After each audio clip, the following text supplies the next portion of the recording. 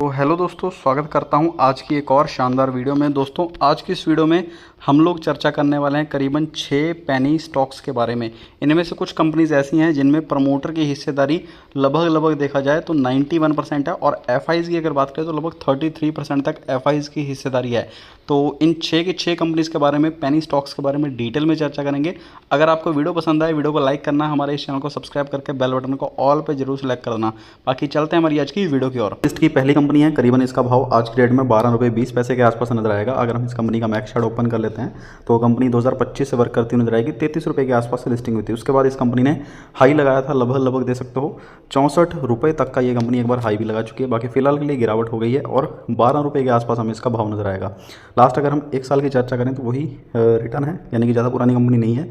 6 महीने में 70% की गिरावट है और 1 महीने में 22% की गिरावट है। बाकी 5 दिन में 10% के आसपास की गिरावट है, यानी कि हाल फिलहाल में इस कंपनी में हमें काफ़ी तगड़ी गिरावट देखने को नजर आई है। 60-65 रुपये से एकदम से ये कंपनी गिर के ऑलमोस्ट 12 रुपये के आसपास आ चुकी है। दोस्तों अगर कंपनी के कामकाज के बारे में चर्चा करें तो 2010 से ये कंपनी हमें वर्क करती हुई नजर आएगी। कंपनी मैन्युफैक्चरिंग करती है, सेल करती है डेनिम टेक्सटाइल प्रोडक्ट्स की। बाकी बिजनेस प्रोफाइल की चर्चा करें तो टेक्सटाइल से रिलेटेड जो प्रोडक्ट है ये कंपनी बनाती है। बाकी कंपनी ने बताया कंपनी को 30 साल से ज़्यादा का एक्सपीरियंस है टेक्सटाइल इंडस्ट्रीज का। बाकी ओवरऑल प्रोडक्ट पोर्टफोलियो की चर्चा करें तो यहाँ पे फैब्रिक रेंज में company 100% cotton blends, cotton tensile, organic cotton, power stitch, इस तरह के जो कपड़े हैं ये बनाने का कामकाज करती है। स्पेशलाइज्ड यान की चर्चा करें तो कॉटन टेंसल हो गया, ऑर्गेनिक यान्स हो गया, वेब्स हो गया जिसमें कंपनी बताती है प्लेन हो गया, रिब स्टॉप हो गया, और मैटी हो गया, ट्विल हो गया, इस तरह के जो प्रोडक्ट है बनाने का कामकाज करती है। शेड्स के बारे में भी बताया है, फिनिशर्स हो गया, रिको हो गया। तो हाई क्वालिटी के जो प्रोडक्ट है ये कंपनी बनाने का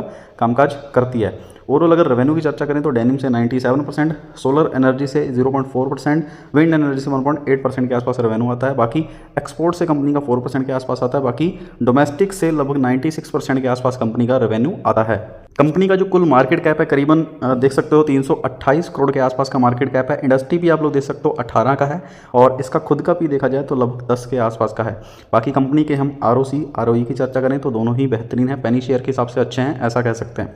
डेप्ट टू इक्विटी देखा जाए 0.45 है, यानी कि 1 से कम है। अगर बात की जाए प्रमोटर्स की 57% के आसपास प्रमोटर्स की हिस्सेदारी है। एफआईज की बात करें तो 2% के आसपास एफआईज की हिस्सेदारी है, और डीआईज की देखा जाए 0.18% के आसपास डीआईज की हिस्सेदारी है। बाकी इस कंपनी में प्रमोटर की कोई भी हिस्सेदारी गिरवी नहीं है। देख सकते हो प्रमोटर 57% है और प्लेज परसेंटेज यहाँ पे 0 है।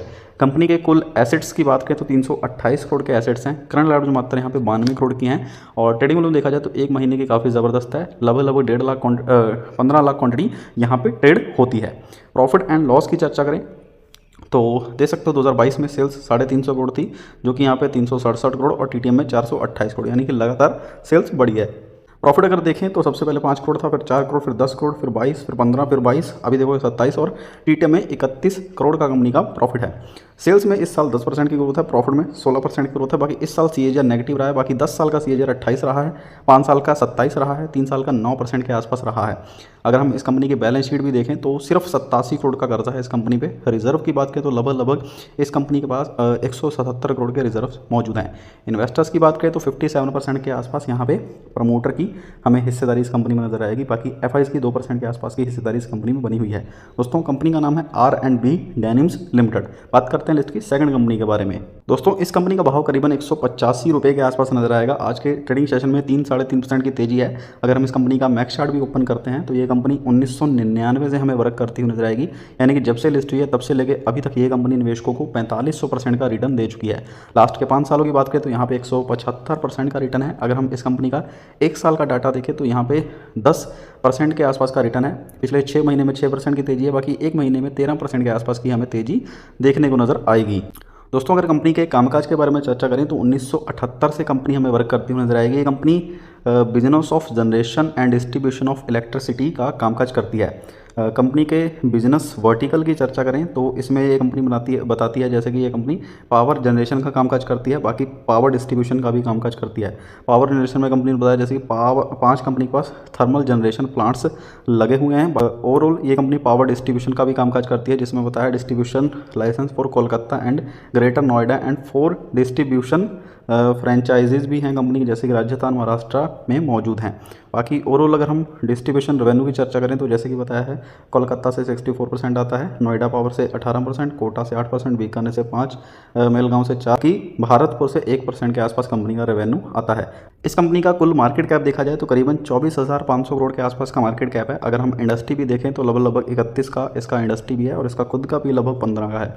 बाकी कंपनी के ROC ROE दोनों ही 10 और 12 के हैं, यानी कि ठीक ठाक कह सकते हैं। बाकी डेप्ट इक्विटी रेशियो देखा जाए 1.73 है। काफ़ी सारे लोग सोचेंगे कि 1 से ज़्यादा है, तो मैंने आपको बेसिकली काफ़ी बार बताया है जो पावर सेक्टर की कंपनीज होती हैं उन पर थोड़ा सा डेप्ट होता ही है, क्योंकि उन कंपनीज़ को बड़े बड़े थर्मल प्लांट लगाने होते हैं, सोलर प्लांट लगाने होते हैं, तो वो कंपनी लोन लेके अपने प्रोजेक्ट को पूरा करती हैं। जब प्रोजेक्ट उनका पूरा हो जाता है तो वो लोन चुकता कर देती हैं। बाकी पावर सेक्टर में इतना डेप्ट इक्विटी बनता है, क्योंकि हमने जितनी भी पावर सेक्टर कंपनी देखी हैं, चाहे वो टाटा पावर हो, चाहे वो अडानी पावर्स हो, तो सब में ऐसी ही आपको डेप्ट इक्विटी रेशियो नजर आएगी। बाकी डरने की बात नहीं, क्योंकि यहाँ पे प्रमोटर की 52% हिस्सेदारी है, उसमें से FIs भी लगभग 11% के आसपास है। और सबसे अच्छी बात है कि DIs की 26% हिस्सेदारी इस कंपनी में बनी हुई है, जो कि काफ़ी अच्छी मानी जाती है। प्रमोटर की कोई भी हिस्सेदारी इसमें गिरवी नहीं है। और सबसे अच्छी बात, कंपनी के टोटल एसेट्स 46,000 करोड़ के हैं और करंट लायबिलिटीज मात्र यहाँ पे 10,000 करोड़ की हैं। ट्रेडिंग वॉल्यूम देखें तो वो भी काफ़ी अच्छी है, 50 लाख से ज़्यादा क्वांटिटी हर महीने ट्रेड होती है। सेल्स की बात करें तो देख सकते हो 2024 में कंपनी की सेल्स 15,000 करोड़ थी, जो कि 17,000 करोड़ फिर 18,000 करोड़ हो गई। प्रॉफिट की अगर हम लोग बात करें तो पहले देख सकते हो 1428 करोड़ था, फिर 1618 करोड़ के आसपास कंपनी का प्रॉफिट हो गया। इसी प्रकार शेयर होल्डिंग पैटर्न देख सकते हो काफ़ी ज़्यादा स्ट्रॉग है। इसमें 52% प्रमोटर हैं, FI 11% है, DIs 26% के आसपास बने हुए हैं। दोस्तों कंपनी का नाम जान सकते हो, कंपनी का नाम है सेस लिमिटेड। लिस्ट की अगर थर्ड कंपनी के बारे में चर्चा करें तो इसका भाव करीबन हमें 32 रुपये के आसपास नजर आएगा। आज के ट्रेडिंग सेशन में 1.5% की गिरावट हुई है। अगर हम इस कंपनी का मैक्स चार्ट ओपन कर लेते हैं तो ये कंपनी वैसे तो 2021 से हमें वर्क करती हुई नजर आएगी, और जब से ये कंपनी लिस्ट हुई है तब से लेके ये कंपनी लगभग 1785% का रिटर्न दे चुकी है। लास्ट अगर हम इस कंपनी के 1 साल की चर्चा करें तो 92% का रिटर्न दिया है, 6 महीने में गिरावट हुई है, बाकी 1 महीने में 14% की तेजी देखने को नजर आई है। दोस्तों ये कंपनी भी 2010 से वर्क करती नजर आएगी। Company business of fabrication, manufacturing and spinning, weaving of yarn, यानी कि ये कंपनी भी टेक्सटाइल सेक्टर से ही बिलोंग करती है। कंपनी के प्रोडक्ट प्रोफाइल की चर्चा करें तो यहाँ पे कंपनी कॉटन यान जिसमें बताया है, ये कंपनी टेक्सटाइल हो गया, स्विंग हो गया, बाकी नेटिंग हो गया, वेविंग हो गया, रोप मेकिंग हो गया, इन सब चीज़ों वर्क करती है। नैन फैब्रिक हो गया, ग्रे फैब्रिक हो गया, डेनिम फैब्रिक हो गया, इन सब चीज़ों पे ये कंपनी फोकस करती है। क्लाइंट लिस्ट की चर्चा करें तो इसमें जिंदल हो गया, ईलैंड अपैरल हो गया, अनुभा हो गया, डेनिम एक्सपोर्ट हो गया, संगम हो गया, ये कंपनी इसकी क्लाइंट लिस्ट में नजर आएंगी। रेवेन्यू की चर्चा करें, सेल ऑफ यान से 97% रेवेन्यू जनरेट करती है। कॉटन वेस्ट सेल से लगभग 3% के आसपास रेवेन्यू कंपनी जनरेट करती है। इस कंपनी का जो कुल मार्केट कैप है करीबन 750 करोड़ का मार्केट कैप है। इंडस्ट्री भी दे सकते हो 18 है, इसका खुद का भी 34 है, यानी कि इंडस्ट्री भी से थोड़ा सा ज़्यादा है, लेकिन अच्छा कह सकते हैं, क्योंकि ये कंपनी रिटर्न ऑन इक्विटी भी देखा जाए तो ज़बरदस्त है, ऑलमोस्ट 15 या 20 के करीब हो तो अच्छा माना जाता है। तो कंपनी का नंबर 15 और 20 के करीब ही है। डेप्ट इक्विटी देखें तो 0.90 है, यानी कि 1 से कम है, लेकिन 1 के करीब ही है। प्रमोटर देखा जाए तो देख सकते हो 51% है, उनमें से 1% हिस्सेदारी गिरवी नहीं है। और FIs की बात करें तो लगभग 6% के आसपास FIs हैं। DIs की बात करें तो लगभग 2% के आसपास DIs की हिस्सेदारी है। कंपनी के टोटल एसेट्स 270 करोड़ के हैं और करंट लायबिलिटीज मात्र यहाँ पे 107 करोड़ की हैं। ट्रेडिंग वॉल्यूम देखें तो 2-2.5 लाख क्वांटिटी हर महीने ट्रेड होती है। सेल्स देखें तो देख सकते हो 2024 को मुकाबले 2025 में सेल्स कंपनी की कम हुई है, 900 करोड़ से एकदम 600 करोड़ हुई है। बाकी अगर प्रॉफिट देखें तो वो बढ़ा है, क्योंकि OPM पहले देखोगे 4% था, फिर 7% हुआ। तो देख सकते हो प्रॉफिट जो है वो किसी भी कंपनी का मेन होता है। तो प्रॉफिट 7 करोड़ से 18 करोड़ हुआ है, अभी देखोगे 22 करोड़ के आसपास प्रॉफिट हुआ है। तो प्रॉफिट लगातार बढ़ा है। और अगर हम यहाँ पे कंपनी की बैलेंस शीट देखें तो इस कंपनी पे 109 करोड़ का कर्जा है, रिजर्व 99 करोड़ के आसपास का है, लेकिन हमने देखा है कंपनी की डेप्ट इक्विटी रेशियो 0.90 है, यानी कि 1 से कम है। मतलब कंपनी के एसेट ज़्यादा है, जिसके ही कंपनी अपना कर्जा चुका सकती है। ओवरऑल प्रमोटर की बात करें तो 45% थे, जिन्होंने हिस्सेदारी बढ़ा के इस कंपनी में 51 कर लिया है। FIs की भी 6% हिस्सेदारी है, DIs की भी 2% के आसपास हिस्सेदारी इस कंपनी में बनी हुई है। तो इस कंपनी का नाम जान सकते हो, कंपनी का नाम है यूनाइटेड पॉलीकैब गुजरात लिमिटेड। करीबन इसका 33 रुपये के आसपास हमें भाव नजर आएगा। तो दोस्तों अब बात करते हैं लिस्ट की फोर्थ कंपनी के बारे में। करीबन इसका भाव 26 रुपये के आसपास नजर आएगा। अगर इस कंपनी का हम लोग मैक्स चार्ट ओपन करते हैं तो कंपनी 2003 से वर्क करती हुई नजर आएगी, और एक समय पे इस कंपनी ने ऑलमोस्ट 140 रुपये तक का हाई लगाया था। उसके बाद गिरावट हुई, फिर इसने कंपनी ने 100 रुपये से ऊपर का हाई लगाया, फिर यहाँ पे तगड़ी गिरावट हुई, और 2019-20 में देखोगे सिर्फ 15 रुपये के आसपास भाव था। अभी हाल फिलहाल में यानी कि 2024 में 50 रुपये के आसपास इसका भाव गया था, फिर से यहाँ पे हमें गिरावट देखने को नजर आई है। लास्ट अगर 5 साल की चर्चा करें तो यहाँ पे 143% का रिटर्न है। बाकी अगर हम 1 साल की चर्चा करें तो 14% माइनस है, बाकी 6 महीने में 16% माइनस, और 1 महीने में यहाँ पे हमें 10% तक की जो तेजी है वो देखने को नजर आई है। दोस्तों ये कंपनी जो है बैंकिंग सेक्टर की कंपनी है, बैंकिंग फाइनेंशियल सर्विसेज में वर्क करती है, जिसमें इंक्लूडेड है रिटेल बैंकिंग हो गया, कॉर्पोरेट बैंकिंग हो गया और यहाँ पे ऑपरेशंस वगैरह जो बैंकिंग से रिलेटेड होते हैं उन पे वर्क करती है। बाकी ओवरऑल अगर हम इस कंपनी का मार्केट कैप देखें तो लगभग 33,000 करोड़ का मार्केट कैप है, यानी कि इसका जो प्राइस है वो पेनी शेयर वाला है। लेकिन अगर मार्केट कैप के हिसाब से वैल्यूएशन देखें तो एक लार्ज कैप कंपनी है। जिस कंपनी का मार्केट कैप 20,000 करोड़ से ऊपर होता है वो एक लार्ज कैप कैटेगरी की कंपनी होती है। तो एक लार्ज कैप कंपनी है, लेकिन इसका जो स्टॉक का प्राइस है वो इसकी बुक वैल्यू के आसपास है, यानी कि 26 रुपये है। इंडस्ट्री भी दे सकते हो लगभग 8 का है, इसका खुद का P 12 है, यानी कि इंडस्ट्री भी से थोड़ा सा महंगा है। ROC ROE देखे जाए तो दोनों ही पॉजिटिव हैं, जैसे कि 5 और 8 के हैं, थोड़े से कम है, 15 के आसपास रहते तो और बेहतर नहीं रहता। बाकी डेप्ट टू इक्विटी 10 के आसपास है। अब आप लोग सोचोगे कि कंपनी पे काफ़ी ज़्यादा कर्जा है, जैसे कि बेसिकली जो भी हम कंपनी से डिस्कशन करते हैं उनकी डेप्ट टू इक्विटी 1 से कम रहती है, लेकिन इस कंपनी की तो 10 है, यानी कि 1 से 10 गुना है। और मैं आपको जैसे कि लास्ट वीडियो में बताया था, काफ़ी सारी वीडियोस में बताता रहता हूँ, डेप्ट टू इक्विटी जो बैंकिंग सेक्टर कंपनीज हैं उनकी नहीं देखी जाती है, क्योंकि ये कंपनी कर्जा लेके, यानी कि हम जैसे लोगों का पैसा अपनी बैंक में जमा करती हैं, वो बड़े व्यापारियों को ऊंची दर पर जो कर्जा है देती हैं। मान लो बैंक ने हमसे पैसा लिया, हमसे 1 लाख रुपए लिया और वही 1 लाख रुपए एक बड़े व्यापारी को दे दिया। अब हमें बैंक उस 1 लाख रुपए पे 3% इंटरेस्ट देता है सेविंग अकाउंट में। अगर हम लोग FD भी कराते हैं तो ज़्यादा से ज़्यादा 6 या 7% मिलेगा। तो मान लो 1 लाख रुपए लेकर हमें 7% के हिसाब से कंपनी ब्याज दे रही है, यानी कि साल का 7,000 रुपये। लेकिन दूसरी तरफ उस व्यापारी को 1 लाख रुपए दिया, लेकिन उससे लिया 12%, 13%, यानी कि उससे बैंक ने कमाए 12,000 रुपये और हमें 7,000 दिए, बाकी बीच का बचा हुआ 5,000 वो बैंक रख लेती है। इस तरह बैंक काम करते हैं, इसीलिए कंपनी की जो डेप्ट इक्विटी रेशियो है वो 10 के आसपास नजर आएगी। सबसे अच्छी बात दे सकते हो, कंपनी में प्रमोटर्स काफ़ी ज़्यादा सॉलिड है, 91% हिस्सेदारी प्रमोटर्स की नज़र आएगी। दोस्तों अब काफ़ी सारे लोग ये सोच के खुश होंगे कि प्रमोटर हमेशा ही इतने अच्छे रहेंगे। दोस्तों ऐसा नहीं होता है। जो कंपनी स्टॉक मार्केट में नई नई लिस्ट होती है, यानी कि जिसको अभी 3 साल नहीं हुए हैं, उस कंपनी में प्रमोटर अपनी कितनी भी हिस्सेदारी रख सकते हैं, 10% रखें, 50 रखें, 90 रखें, 95 रखें। लेकिन जब उस कंपनी को 3 साल हो जाएंगे, यानी कि एक पुरानी कंपनी हो जाएगी, तो प्रमोटर को अपनी हिस्सेदारी 75% करनी पड़ेगी। यानी कि 75% से जितनी मर्जी कम रख सकते हैं, 10, 20, 50, 30, 65 कुछ भी रख सकते हैं, लेकिन 70% से ज़्यादा नहीं रख सकते जब उनको 3 साल हो जाएंगे। अभी प्रमोटर की हिस्सेदारी इसलिए ज़्यादा है क्योंकि अभी 3 साल नहीं हुए, लेकिन जैसे 3 साल कंप्लीट होने वाले होंगे, प्रमोटर अपनी हिस्सेदारी 75% के आसपास कर लेंगे, या उससे जो भी कम करनी होगी कर लेंगे। तो अभी के लिए तो 91% प्रमोटर की हिस्सेदारी है। बाकी इस कंपनी में DIS की हिस्सेदारी 4-4.5% के आसपास हमें नजर आएगी। बाकी ये कंपनी कुछ ना कुछ निवेशकों को डिविडेंड भी पे करती है, देख सकते हो 1.5% के आसपास डिविडेंड यील्ड है। हाई देखोगे 35 रुपये है, लो देखोगे 22 रुपये करीब है। बाकी कंपनी के टोटल एसेट्स देखे जाएँ 3,78,000 करोड़ के एसेट्स हैं और करंट लायबिलिटीज मात्रा यहाँ पे 9800 करोड़ की हैं। ट्रेडिंग वॉल्यूम देखें तो वो भी काफ़ी अच्छी है, ऑलमोस्ट यहाँ पे 87 लाख क्वांटिटी हर महीने ट्रेड होती है, जो कि अच्छी बात है। प्रॉफिट लॉस देख लेते हैं। 2022 में कंपनी की सेल्स 14,000 करोड़ थी, जो कि 17,000 करोड़ हुई, फिर 21,000, 25,000, 26,000, यानी कि सेल्स बढ़ रही है। बाकी OPM देखा जाए तो कंपनी का नेगेटिव है, पिछले कई सालों में देखा जाए तो यहाँ पे नेगेटिव है, यानी कंपनी सेल्स तो कर रही है लेकिन कमा कुछ नहीं रही है। बीच बीच के सालों में कुछ कमाया, बाकी फिर से यहाँ पे नेगेटिव हो गया और अभी देखा जाए तो 0 है, यानी कि यहाँ से तो कंपनी कुछ नहीं कमा रही है। दूसरे नंबर पे ये है कंपनी अदर इनकम से प्रॉफिट कर रही है, यानी कि हो सकता है कंपनी के पास जो पैसे हैं कंपनी ने अदर बिजनेस में लगाए या अदर कोई छोटी मोटी इससे रिलेटेड ही कंपनी होगी, तो वहाँ से कंपनी को प्रॉफिट हो रहा है। जैसे कि देख सकते हो 2500 करोड़, 3200 करोड़, 4400 करोड़, और इस साल देखा जाए तो 4400 करोड़ का हुआ है और TTM में भी 4100 करोड़ हुआ है। यानी कि कंपनी खुद की सेल्स से कुछ नहीं कमा रही है, जो अदर बिजनेस है, अदर इनकम, मैं आपको यहाँ पे दिखा भी देता हूँ।